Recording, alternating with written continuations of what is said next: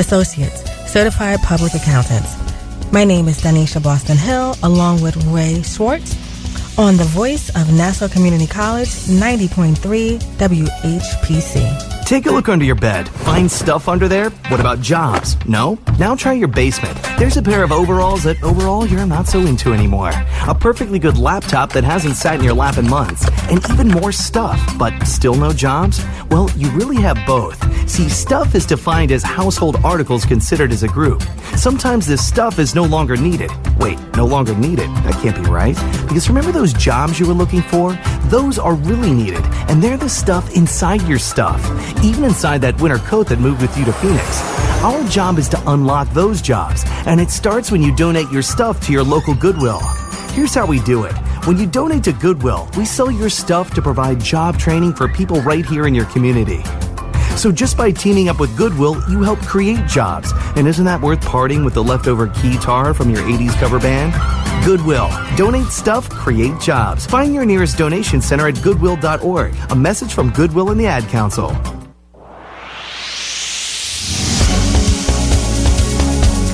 Welcome back to Tower Talk Business Radio, powered by the Nassau Community College Foundation, on the voice of Nassau Community College, 90.3 WHPC. I'm your host, Donyshia Boston-Hill, along with Ray Schwetz.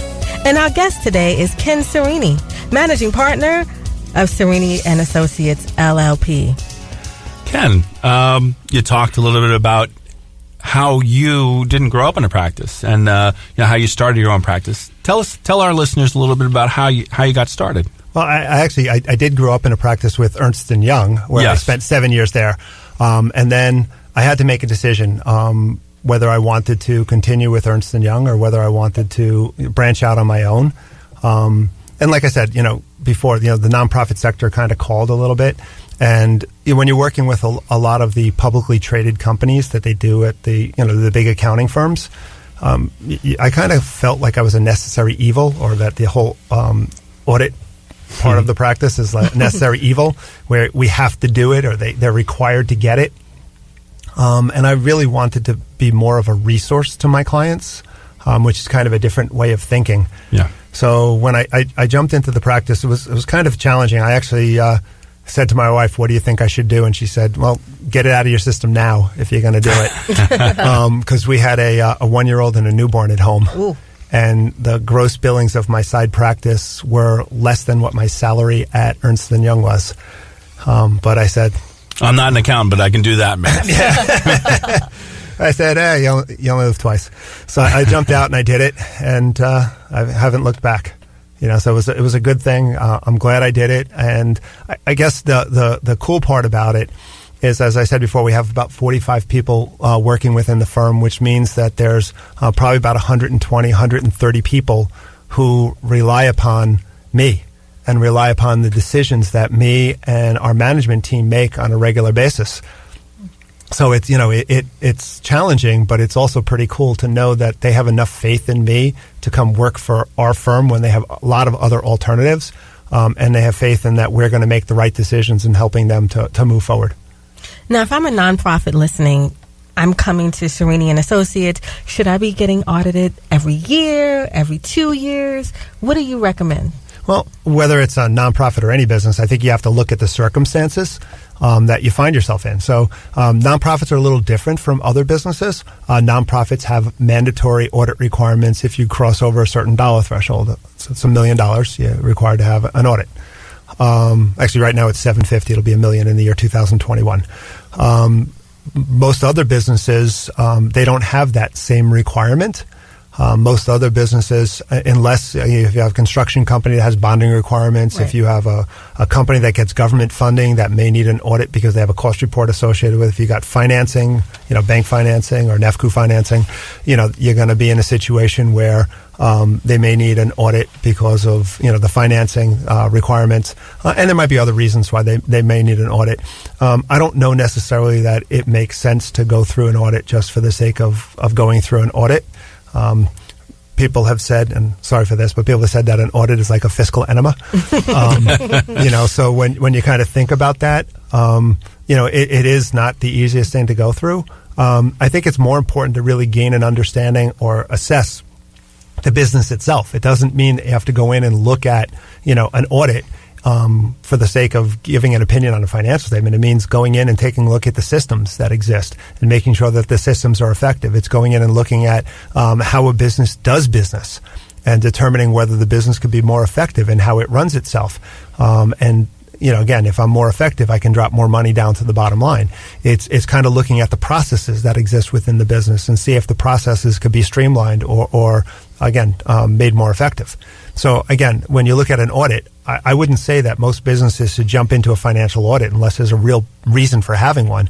I think really what's more important is for a business to go through a review of their business cycles and how a business operates to see that they're doing things effectively, because that's really where you're going to be much more impactful.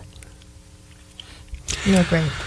Now, question for you, a little bit off topic, but okay. One of the things I think that makes you a little bit unique is, I speak to a lot of entrepreneurs and, they're all in their business. And certainly I would describe you as somebody who's all in on what you do.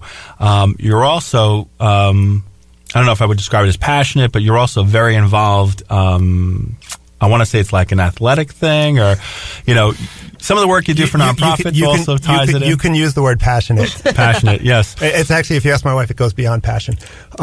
So again, I believe that a business should not define who you are. A business is what you do for a living. Mm-hmm. But you need to have those escapes. And I tell people, who start up a business, a business can be all-encompassing and it can control your life, and you got to get your life back. So you got to find that work-life balance. So how do you get your life back? Because that's the thing I'm getting towards. Sure, no problem. I like to climb. So give me a mountain, give me a frozen waterfall, give me a rock wall. I don't care. I'll climb it. It's something that I got into later in life. I started about 10 years ago. And I jumped into it because it's the one thing that I do where I don't think about work. And that's important. I mean, I can go out on a Wednesday evening after work, head over to the rock climbing gym, put in a couple hours of climbing, and I feel like I just took a vacation. And it's important. It's important to get out of your own head. It's important for a business owner to, kind of put the business on the side sometimes and focus on other things, whether that be family, whether that be reading, whether that be vacations, whatever it is. You got to find your passion, and you got to kind of jump into it with both feet to kind of find that balance, because if you just are all about business all the time, first of all, you become really boring. Second of all, you get to a point where, the stress level is just beyond. Right. So you kind of have to find that balance. It's a little work hard, play hard. I agree. No, it's work hard, play harder. I like that. Sage advice from Ken Cerini. You're listening to Tower Talk Business Radio on the voice of Nassau Community College, 90.3 WHPC. My name is Ray Schwetz, along with Donyshia Boston-Hill, and today's guest is Ken Cerini, managing partner of Cerini Associates, LLP. Ken, tell us a little bit about, on the business side of things, Dun & Bradstreet. Is that something that a business owner should be looking at in order to help them grow? I mean, I think any time that you can look at things or you can get rated and show that you're effective in that rating system, I think that's a good thing. I mean, today I was funny because I was talking to a client today, and one of the things he said is he went out to bid on some services. Mm-hmm. And he said, well, now they got my bids in, I want to go check Dun & Bradstreet to see if they have any complaints against them or if they're all reputable companies. So, I mean, in today's marketplace where you have information at your fingertips, you really have to, whether it be Dun & Bradstreet, whether it be the internet, you really have to be in a situation where you pay attention to your reputation online and really get an understanding of what other people are saying about you. There are just so many ways that you could be rated as an employer. You could be rated as a company and effective in terms of your business. You could be rated. So you just have to be really, really careful. Your reputation is everything. And, you want to make sure you surround yourself with the right people. You want to make sure you surround yourself with the right clients, because reputation, you spend many, many years building a reputation, and in one fell swoop, you can destroy it. I mean, look at what happened with Bear Stearns.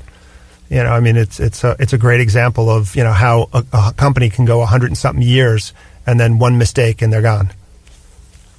So I'd like to jump back to the Imagine Awards because I think that's really a hot button there.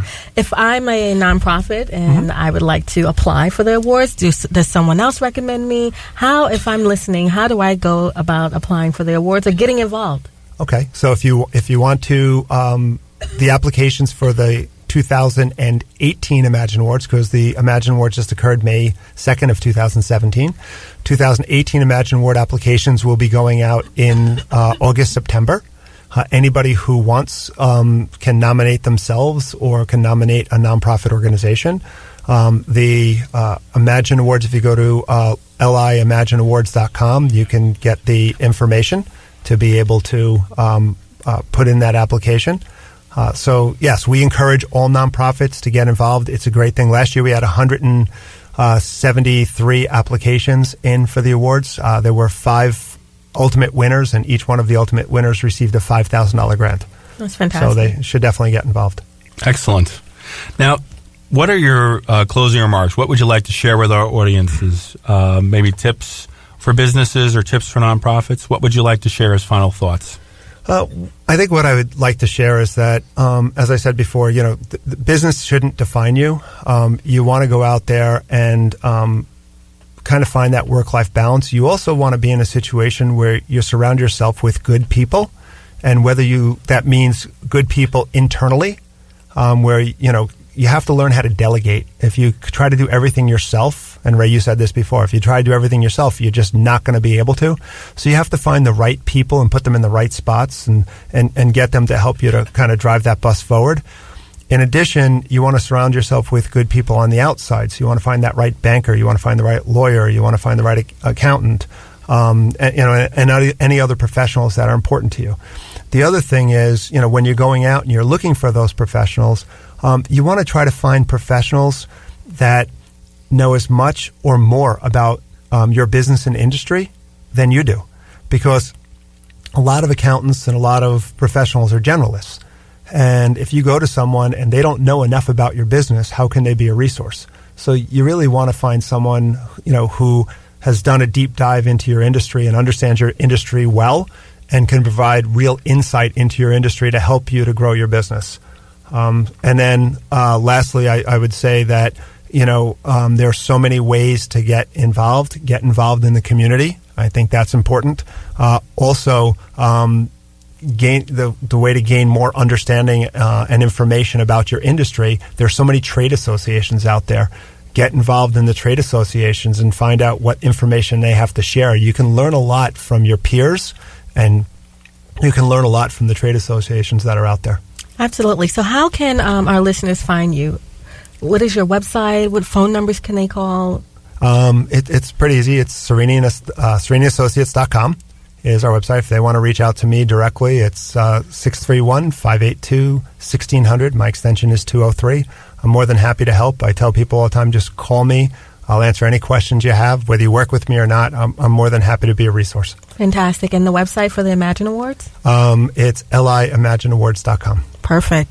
Thank you. We'd like to thank our guest, Ken Cerini. Thank you so much for joining us today. Managing partner of Cerini Associates, LLP, Ken Cerini. I appreciate you having me on here. This was great. This was a lot of fun. Our pleasure. Thanks, Ken. I'd like to leave you with one final thought from Robert Kiyosaki. Financial intelligence is a synergy of accounting, investing, marketing, and law.